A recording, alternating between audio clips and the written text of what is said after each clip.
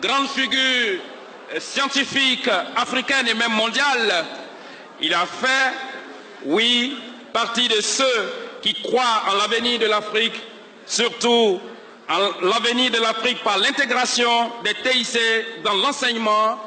Eh bien, mesdames et messieurs, comme nous vous le disions, nous allons recevoir notre invité d'honneur sous vos acclamations nourries, le docteur Cheikh Modibo Diarra.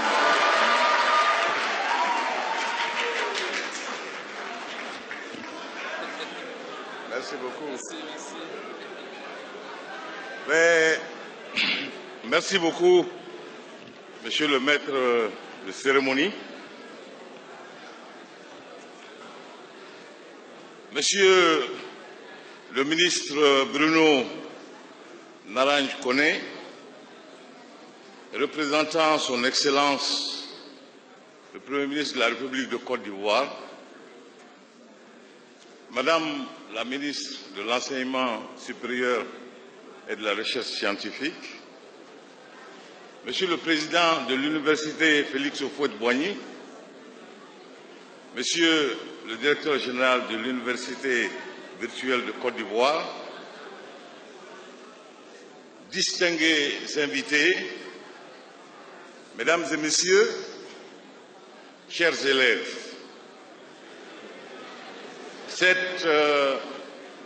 avec beaucoup de plaisir que je réponds à l'aimable invitation qui m'a été adressée à l'occasion du lancement des activités de l'Université virtuelle de Côte d'Ivoire.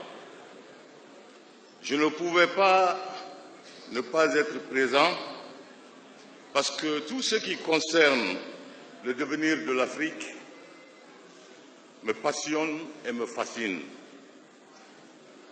La création et l'animation de la présente université virtuelle contribuent incontestablement à l'accélération du développement de notre continent. L'Université virtuelle de Côte d'Ivoire, conçue comme un enseignement à distance, axé sur le numérique éducatif, est un challenge. Elle peut, elle va, j'en suis persuadé, changer le visage de l'enseignement supérieur ici, et je le souhaite partout en Afrique. Son slogan « Mon université avec moi partout », à tout moment, l'exprime à suffisance. Mesdames et messieurs, il y a une quinzaine d'années, j'ai été aux commandes de l'Université virtuelle africaine basée à Nairobi, au Kenya.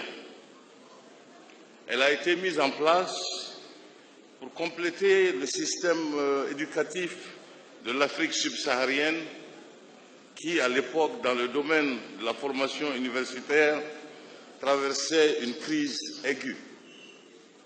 De nombreuses difficultés ont été surmontées, certes, mais beaucoup d'autres subsistent, du fait en partie de la tiédeur regrettable des décideurs quant au développement des technologies de l'information et de la communication, aussi bien en matière d'infrastructure que pour les dispositifs de formation.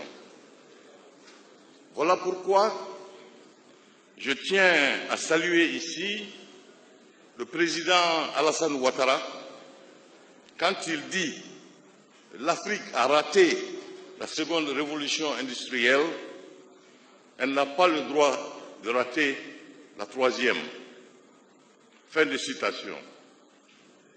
C'est cette volonté politique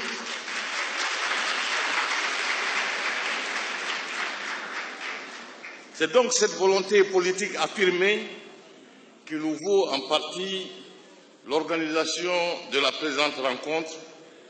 Ces propos, en effet, nous exhortent à marquer notre présence sur la planète numérique. Ils attirent notre attention et nous mettent en garde, car si nous restons passifs, nous subirons chez nous-mêmes, une fois encore, la loi des autres. Ceci serait inadmissible, inacceptable, intolérable, pour des raisons évidentes, évidemment. L'Afrique est en pleine expansion.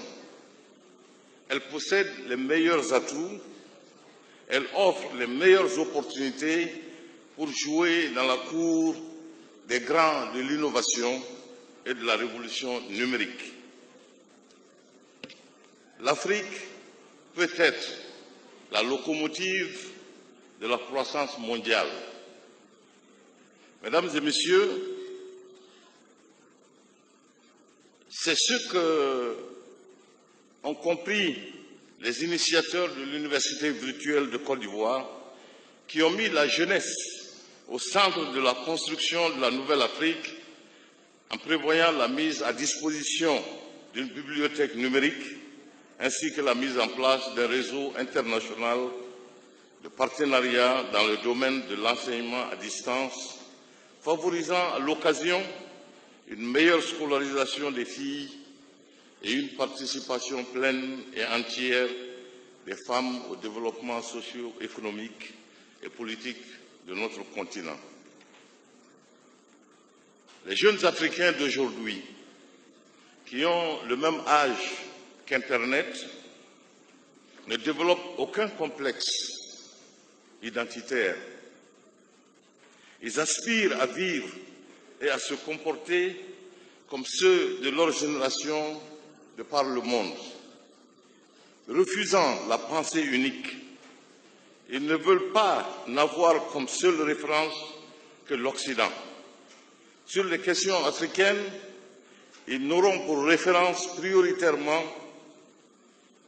les détenteurs des savoirs africains, en acceptant cependant l'échange et l'existence d'une pluralité de façons de concevoir le monde, celle qui prône que les liens interculturels dynamisent les sociétés.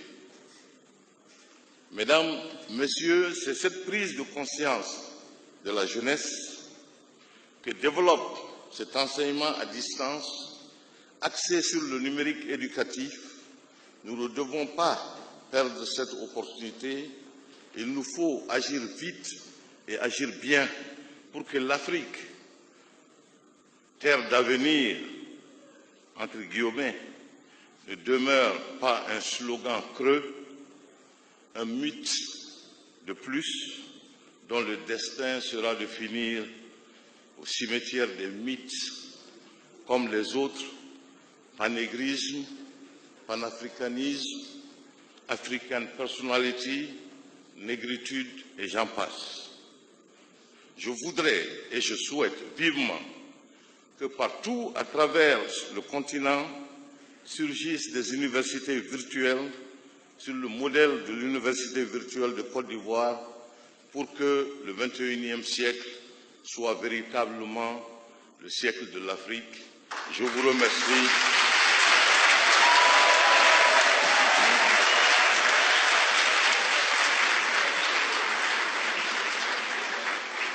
Je vous remercie donc pour votre aimable attention. Merci beaucoup.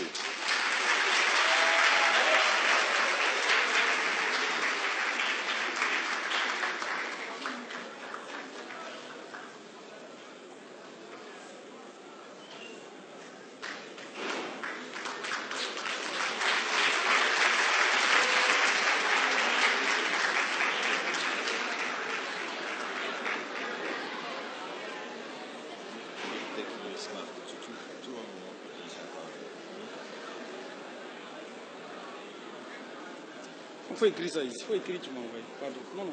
Viens, viens.